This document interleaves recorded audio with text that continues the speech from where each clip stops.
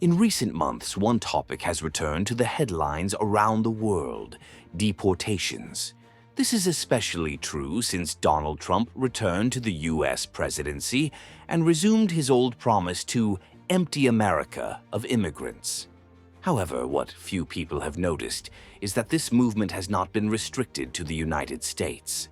Did you know that last year alone, some European countries deported more people than the United States itself? That's right. In Europe, thousands of people are being sent away in silence, often without press coverage, without images, without commotion.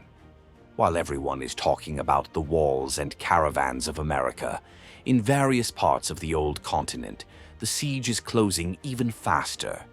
And not only against those who enter illegally, but even against those who have lived there for years. Today, Bello Mundo will show you which countries these are, who these deportees are, and why they are being sent away. In the headlines, the word used is always the same: deportation. But in practice, there are several different ways for a country to send someone away. The most common is what they call assisted voluntary return. It works like this. The person receives an order to leave the country and decides to leave on their own. In exchange, the government helps with transportation, some money, and sometimes even support to start over in their country of origin. When the person refuses to leave, forced deportation comes into play. In this case, they may be taken away by the police and put on a special flight, sometimes even with an escort and doctors on board. And then there are those who never even get in. These are cases of refusal of entry at an airport, port, or border, when the person is stopped before even officially setting foot in the country. This also counts as return.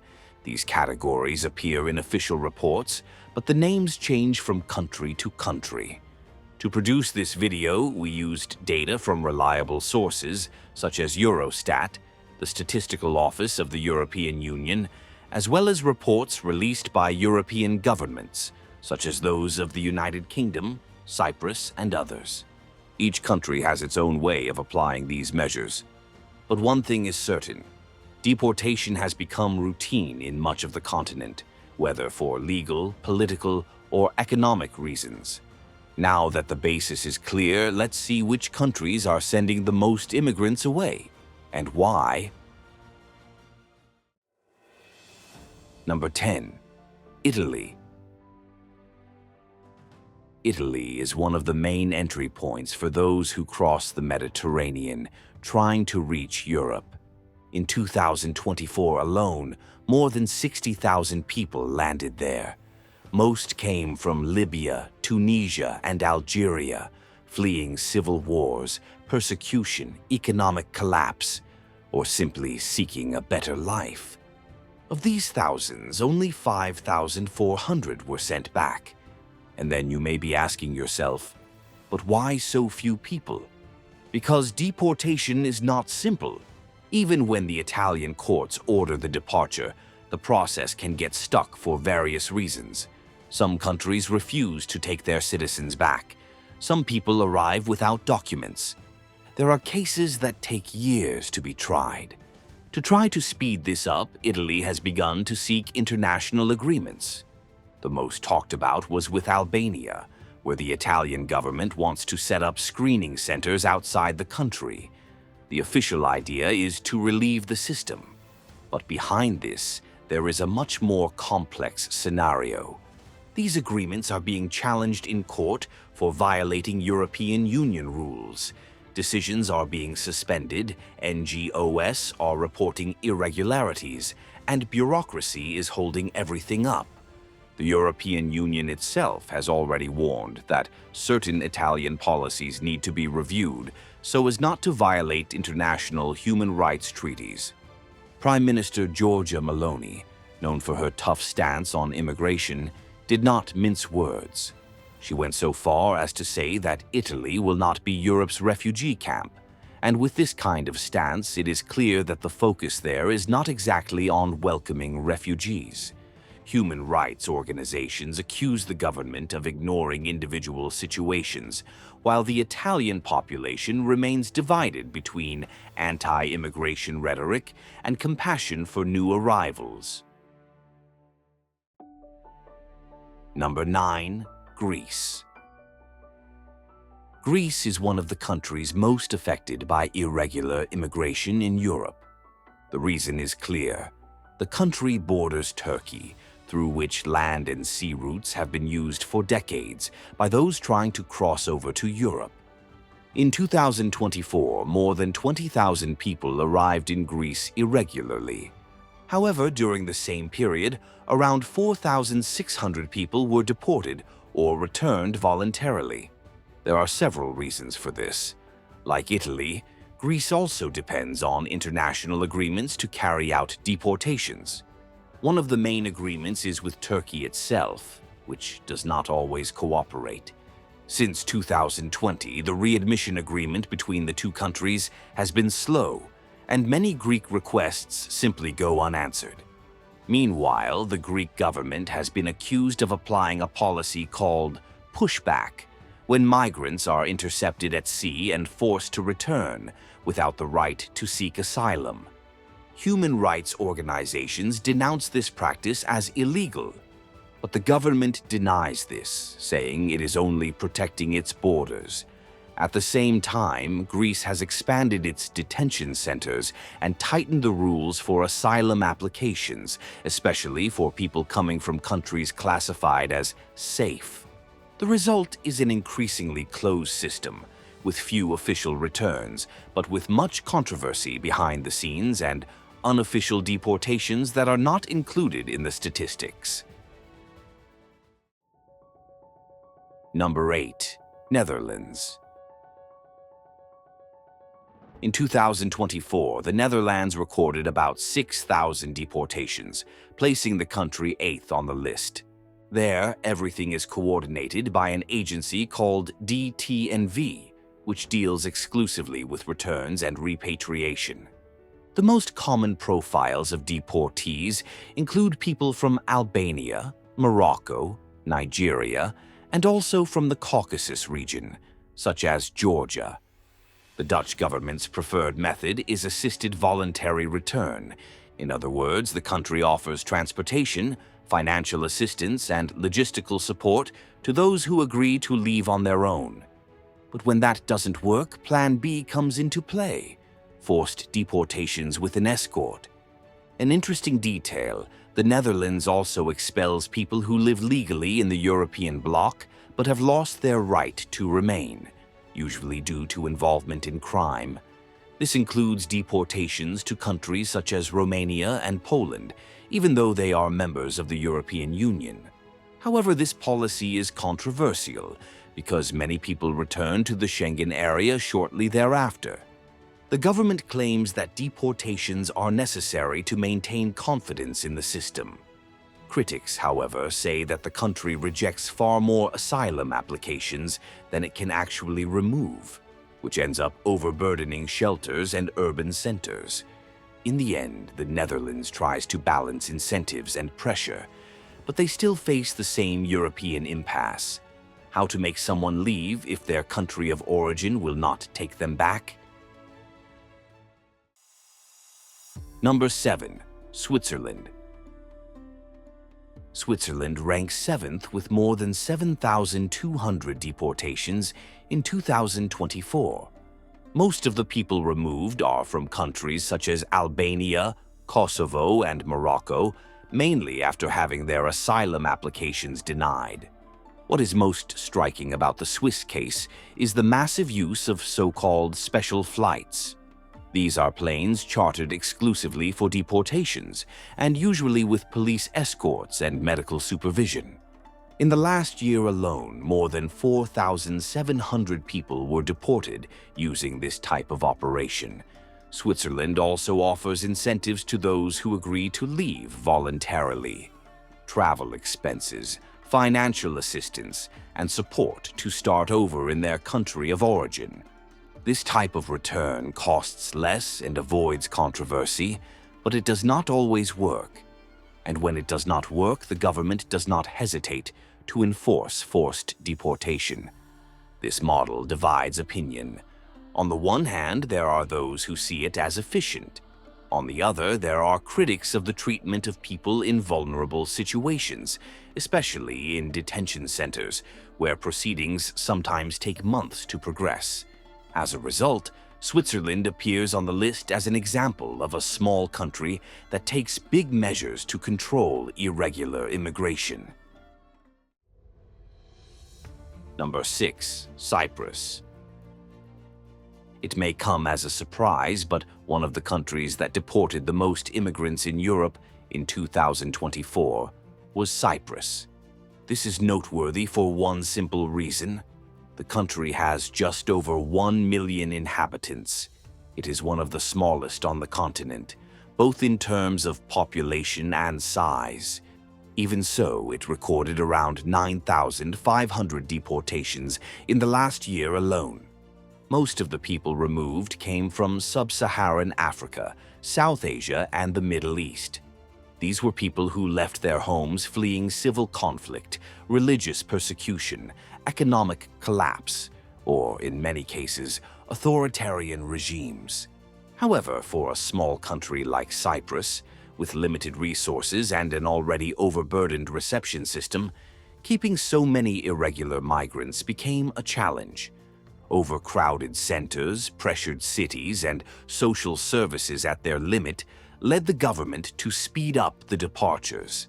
Many of these deportations were supported by Frontex, the European Border Agency, which provides logistical structure, flights, and escorts. There are also assisted voluntary return programs with financial assistance and paid travel. But when people refuse to leave, forced deportation comes into play. Humanitarian organizations have criticized the lack of transparency in the processes and claim that not everyone has had the right to defend themselves. But the government continues to expand agreements with countries of origin and strengthen the removal structure. Number 5. Sweden. For a long time, Sweden was seen as the great symbol of humanitarian welcome in Europe, but that has changed, and changed quickly. In 2024, the country recorded almost 10,000 deportations. This is a high number, representing a shift in the government's stance. Most of the deportees came from Syria, Afghanistan, and Iraq, groups that previously had temporary protection because of wars and crises, but are now being removed more frequently. This change did not happen out of nowhere. With the rise of far-right parties in the Swedish parliament, the issue of immigration became a priority. One of the first measures was to cut social benefits and speed up the processing of those who were not entitled to asylum. In addition, Sweden signed agreements with countries such as Albania, Lebanon, and Jordan to facilitate repatriations. This greatly increased the number of deportations carried out. The most controversial point was the discussion about deporting unaccompanied minors, something that until recently would have been unthinkable in the country. Internally, the population is divided. Some support it in the name of security. Others accuse the government of abandoning the humanitarian values it has always defended. The fact is that the numbers do not lie. Sweden has shed its image as a land of welcome and has firmly entered the map of nations that deport the most. Number 4. Austria. A large part of those removed came from Georgia, Turkey, and Afghanistan. In the case of Georgia, the flight is usually linked to severe economic crises and internal political tensions. Many immigrants from Turkey are linked to persecuted minorities, such as Kurds or opponents of the Erdogan regime. And from Afghanistan come people who are still trying to escape the instability left by the Taliban's return to power. However, Austria's asylum system is known to be one of the strictest in Europe, and most applications are quickly denied. To ensure that deportations are carried out, the government has created specific detention centers for those who have already received exit orders. It has also increased its partnership with Frontex, organizing joint flights with other European countries. The Minister of the Interior even celebrated the record as a sign of efficiency. But critics point out that thousands of people remain in the country even with orders to leave, and the system cannot keep up with the volume. But there is no denying that among the small countries of Europe, few remove as many people as Austria. Number 3. Germany. Entering our top 3, in third place is Germany, with around 20,000 deportations in 2024. This jump in numbers did not happen by chance. After years of accumulating departure orders that were not enforced, the government decided to finally unlock the deportation machine. Political pressure grew, the issue regained momentum in public debates, and the demand for a firmer response spread even among moderate parties. In 2024, Germany began to reinforce detention centers, expedited agreements with countries of origin, and intensified the use of the Dublin Agreement, which allows people to be returned to the first European country where they were registered. This set of measures finally increased the number of effective departures, putting the country on the podium. Even so, the challenge is far from being resolved. It is estimated that more than 200,000 people are still in German territory with pending departure orders. In other words, the 20,000 who left represent only a fraction of those still stuck in courts and reception centers. Germany has money, infrastructure, and diplomacy, but it continues to face the same dilemma as much of Europe. Turning a court decision into an actual deportation is not as simple as it seems on paper. Number 2. France. In second place is France, with more than 21,600 deportations recorded in 2024. Most of the people removed came from North Africa, mainly Algeria, Morocco, and Tunisia. This is due to a long-standing historical connection marked by both geographical proximity and a colonial past. The French government has used these numbers as a political showcase. The idea is to show firmness in controlling immigration and respond to growing pressure from the population. To this end, it has expanded detention centers, reinforced police operations, and signed new agreements with African countries to facilitate returns. However, as is the case in much of Europe, the issue divides society. Human rights organizations have been denouncing the conditions in detention centers, which are often precarious. There is also criticism of the excessive use of force in removal operations. At the same time, right-wing parties continue to demand even tougher measures, pressuring the government for more ambitious targets. In the end, France remains the European Union champion in absolute number of deportations. And so far, there are no signs that it will ease up. On the contrary, everything indicates that the volume will continue to rise in the coming years. Number 1. United Kingdom. First place in the European ranking goes to the United Kingdom, which ended 2024 with around 34,000 deportations, the highest number recorded in the country since 2017. Most of these removals targeted citizens of Albania, who in recent years have arrived en masse via the English Channel. At certain times, more than 80% of British deportees were Albanian, but the focus also extended to people from India, Pakistan, and Nigeria. The government tightened the rules, increased the capacity of detention centers, and even attempted to implement the controversial plan to send asylum seekers to Rwanda. The proposal was blocked by the courts, but it made the tone of current policy clear. In addition to tougher measures, the UK is also betting heavily on voluntary returns. Those who agree to leave on their own can receive paid travel and even financial assistance to start over in their country of origin.